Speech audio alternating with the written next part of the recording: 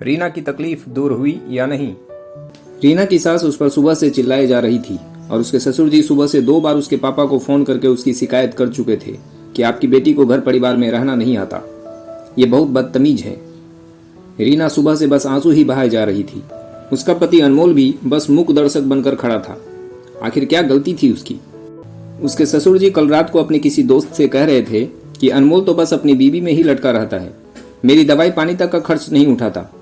ये सुनकर रीना से रहा नहीं गया और वह बोल पड़ी, पापा जी आप इनकी झूठी बुराई क्यों कर रहे हैं। बाद में इन्हें किसी और से ये सब पता चलता है तो उन्हें बहुत दुख पहुंचता है। बस इतनी सी बात पर उसके सास ससुर भड़क गए थे। अनमोल अकेले में रो लेता था, मगर उसने कभी गलत के विरुद्ध मुंह नहीं खोला था। लेकिन आज एक पत्नी ने अपने पति के लिए आवाज उठाकर कितनी बड़ी गलती कर दी थी, इस बात का उसे अंदाजा भी नहीं था।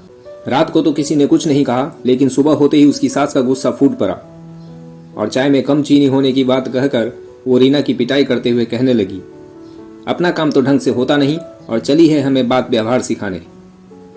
फिर रात वाली बात भी निकली और रीना को खूब कोसा गया कि उसे सास ससुर से बात करने की तमीज नहीं है। अनमोल भी पत्नी से ही माफी मांगने के लिए कहने लगा। हर बार यही होता था, रीना की कोई गलती नहीं होती थी, फिर भी किसी भी झगड़े में हर बार उसे ही माफी मांगने पर मजबूर किया जाता था। रीना धीरे धीरे अपने आत्मसम्मान के साथ खुद को भी खोती जा रही थी। वो एकदम बुझ सी गई थी, क्योंकि उसके माता पिता भी उसे ही समझौता करने के लिए बाध्य करते थे। उसका पति रात को एकांत में उसे प्यार तो करता था, मगर उस घर में वो उसे सम्मान दिलाने में सक्षम नहीं था। आज भी माफी मांगने के बाद वो अपने कमरे में आकर पत्थर की मूरत की भांति बिस्तर पर बैठ गई। अनमोल कमरे में आया और उसकी फटी हुई साड़ी और चोट के निशान को नजरअंदाज करके उससे प्यार जताने लगा। रीना को कुछ होश ही नहीं था। अनमोल अपनी भूख मिटाकर कमरे से बाहर चला गया। शाम को वो जल्दी घर आ गया।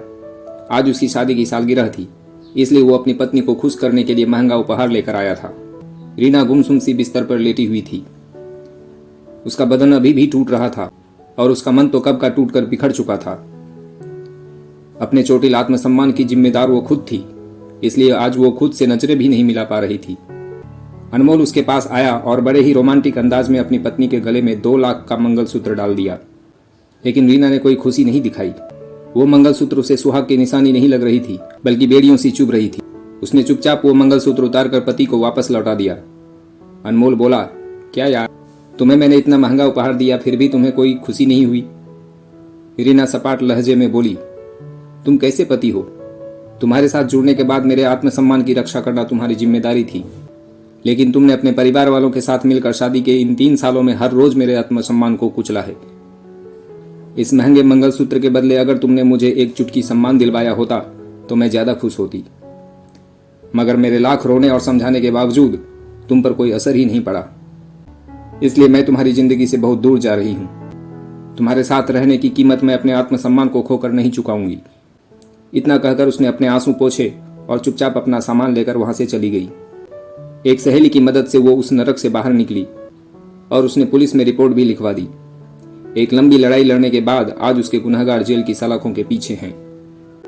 संघर्ष तो उसे बहुत करना पड़ा, लेकिन अब वो आत्मसम्मान के साथ जी रही है।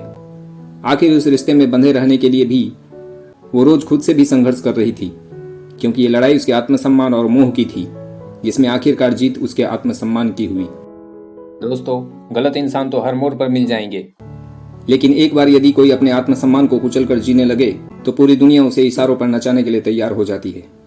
इसलिए कभी भी अपने आत्मसम्मान को घायल नहीं होने देना चाहिए। कहानी अच्छी लगी हो तो चैनल को सब्सक्राइब जरूर करें। धन्यवाद।